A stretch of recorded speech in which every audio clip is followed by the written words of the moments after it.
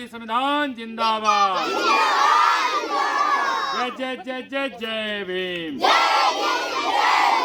जय जय जय जय जय भीम। भारतीय संविधान जिंदाबाद। भारत माता की। भारत माता की। भारत माता की। गौतम जी, आज यहाँ इस बरौली ग्राम सभा में जो है आप किस प्रकार का जो है संविधान पद यात्रा कर रहे हैं? सबसे पहले आपको बहुत बहुत धन्यवाद कि सोशल मीडिया के माध्यम से यमुना पार की तहसील करछना स्थित विकास खंड कौंधियारा विकास खंड स्थित बहुजन बाहुल बस्ती बरौली है। यहाँ पे सैकड़ों महिलाएं, कुछ हमारे पुरुष साथी जो है पीछे खड़े हैं। ये आज हम सब जो है कि बरौली ग्राम सभा में संविधान पद यात्रा इस बात को लेकर निकाली जा रही है। अभी हम लोग 26 जनवरी को ये संविधान लागू हुए 75 साल हो गया और गणतंत्र दिवस का 75वीं वर्षगांठ या संविधान लागू हुए 75 वर्ष जो हो गया, इसकी वर्षगांठ हम सब जारी बाजार में लगभग हजारों महिलाओं ने गणतंत्र यात्रा निकाली। फिर गणतंत्र महोत्सव करके हम सब संविधान के सम्मान में गणतंत्र महोत्सव आयोजित करके बृहद पैमाने पर गणतंत्र दिवस मनाया गया। और 26 जनवरी के बाद 31 जनवरी से लेकर, क्योंकि ये 75वीं वर्षगांठ थी, 31 जनवरी से लेकर के बाबा साहब जो संविधान निर्माता हैं, राष्ट्र नायक हैं, बोधिसत्व हैं, ज्ञान के प्रतीक हैं, उनका जन्म दिवस 14 अप्रैल को आ रहा है। तो 31 जनवरी से लेकर के 14 अप्रैल अगर गिनिए, काउंट करिए, 75 दिन आ रहा है। तो डॉक्टर अंबेडकर वेलफेयर नेटवर्क डान का संस्थापक होने की वजह से हमने संकल्प लिया है कि 75 दिनों तक हम गाँव में घूम घूम करके संविधान पद यात्रा निकालेंगे। इस संविधान में हमारे कल्याणकारी जो बातें लिखी गई हैं, आपके कल्याणकारी जो बातें लिखी गई हैं, उसको आप सबको समझाना है। क्योंकि जिस समय संविधान लागू नहीं था, भारत का संविधान नहीं बना था, यहाँ भेदभाव था, छुआछूत था, ऊंच नीच था, तमाम प्रकार की विडंबनाएं थी। लेकिन जिस दिन संविधान लागू हो गया 26 जनवरी 1950 को, कि भारतीय संविधान के अनुसार हर व्यक्ति भारत का नागरिक हो गया।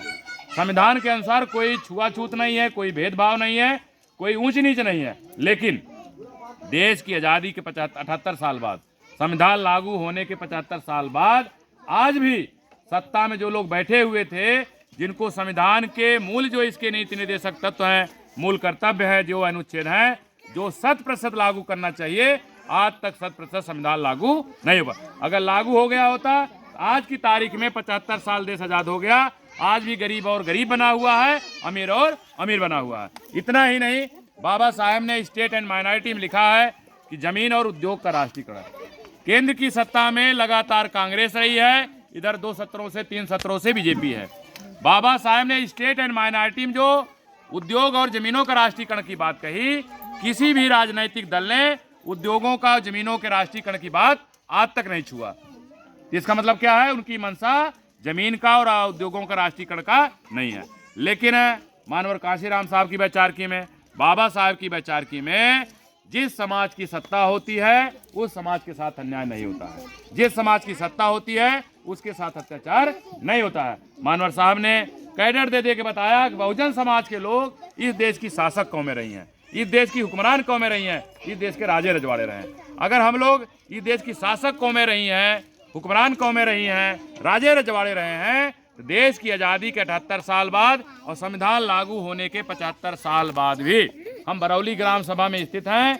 हमारे अगवारे पिछवाड़े साग सब्जी बोने की भी जमीन नहीं है। हमारा 1 साल का, 2 साल का, 3 साल का अगर लड़का गुजर जाए, हमारे पास इतनी भी जमीन नहीं है हम अपने मृत बच्चे को अपनी जमीन में दफना पाए। कहीं बहरा के किनारे, कहीं नारा के किनारे, कहीं नरखोई किनारे दफनाने का काम करते हैं। हम आपके सोशल मीडिया के माध्यम से, हम आपके चैनल के माध्यम से देश के प्रधानमंत्री माननीय नरेंद्र मोदी जी से, उत्तर प्रदेश के मुख्यमंत्री माननीय योगी आदित्यनाथ जी से निवेदन करते हैं, प्रार्थना करते हैं, आग्रह करते हैं कि उत्तर प्रदेश के प्रयागराज के यमुना पार में सन 71, 72, 73 के दरमियान चकबंदी आई थी। चकबंदी के दौरान हर गांव में कम से कम 50 बीघा, ज़्यादा से ज़्यादा सैकड़ों बीघा जमीनें अतिरिक्त छूटी थी। अतिरिक्त माए कहीं बंजर है, कहीं परती है, कहीं ऊसर है, कहीं सीलिंग है, कहीं समाज कल्याण, इस तरह की जमीनें छूटी हुई हैं। जिस समय चकबंदी हुई, क्योंकि उस समय हमारे लोग जब पढ़ने का अधिकार नहीं था, कोई पढ़ा लिखा नहीं था, जैसे चकबंदी हुई जो जमीनें निकल के आई, आज भी हमारे क्षेत्र के बड़े बड़े भूमाफिया, चाहे छोटे भूमाफिया हों, चाहे काश्तकार हों, अपनी ज़मीनों में ऐसी सरकारी ज़मीनें मिला के जोत बो रहे हैं।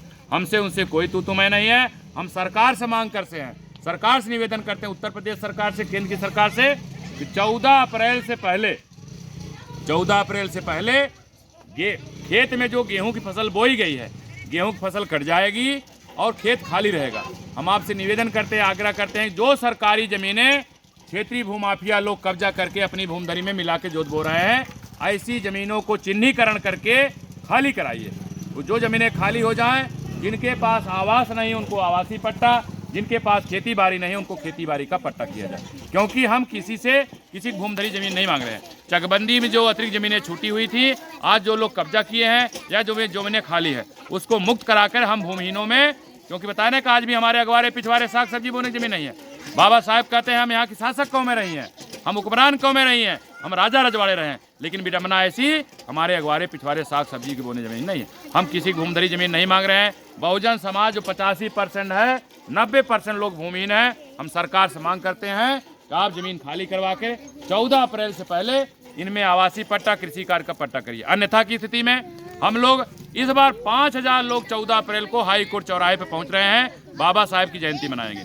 जैसे लौट के आएंगे हम लोग 15 अप्रैल को माननीय मुख्यमंत्री जी आपके 5 कालीदास मार्ग लखनऊ में हम 5000 लोग अनिश्चितकालीन अनशन करने के लिए पहुंच रहे हैं। अगर आप चाहते हैं कि आपके आवास पर हम अनशन पर न बैठें, प्रयागराज के डीएम को निर्देशित करिए, एसडीएम बारा को, एसडीएम करसना को, एसडीएम मेजा को, एसडीएम कोराव को निर्देशित करिए, आदेशित करिए।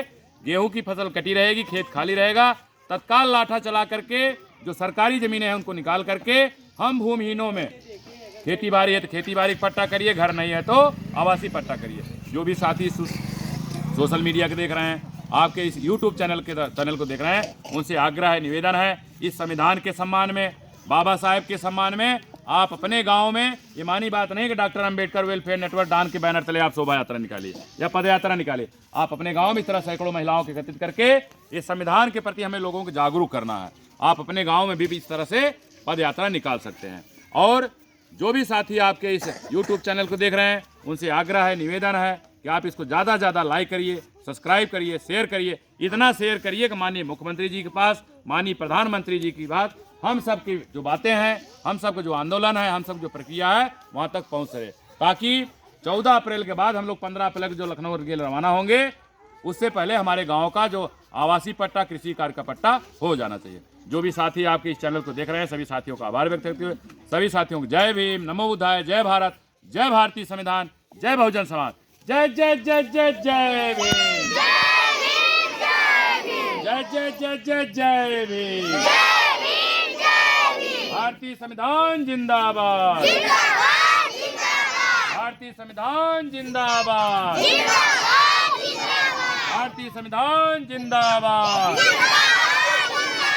आजादी बोले, मांगे आजादी, भैया मांगे युवा छोट से, भैया मांगे गाना मांगे, पाखंडवाद से, मनुवाद से, सब कोई मांगे भारत माता की, भारत माता की, भारत माता की। भारतीय संविधान जिंदाबाद, भारतीय संविधान जिंदाबाद।